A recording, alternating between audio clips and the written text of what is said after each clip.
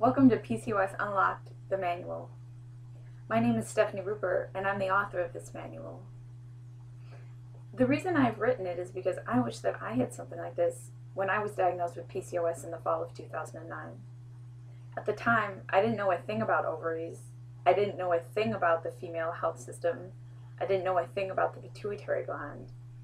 And it didn't really seem that my doctor knew all that much that he could do to help me either. He prescribed me pills that might cover up some of the side effects of my PCOS, but how was I going to fix the underlying problem and become fertile? Being a research scientist at the time, the answer to me was obvious.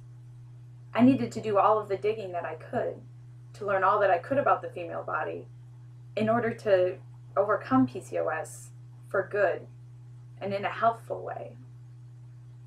In all of that research, I discovered three things that were really disconcerting about the PCOS landscape at the time. First, I learned that the information on the internet is not very good.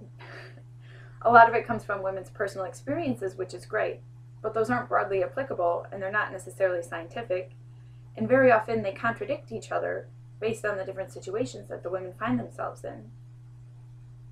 The second thing that I found is that doctors like mine very often try to treat symptoms rather than underlying causes.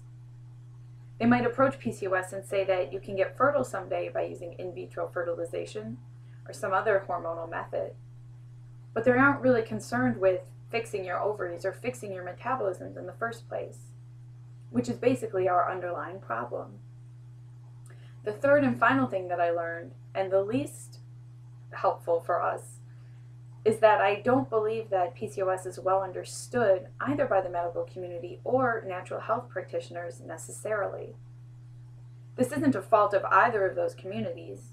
It's rather just a matter of PCOS being such a large phenomena and PCOS having such a large population base, estimates ranging between 4 and 60 American women throughout their lifetimes. And so what I discovered in all of my research is that PCOS is not as monolithic, or it's not as singular as it's been treated before. Doctors very often treat women as though PCOS is caused by just one thing, insulin resistance, and solved by covering up or solving that one thing. I don't believe that that's the case. I believe that for over, normal, and underweight women,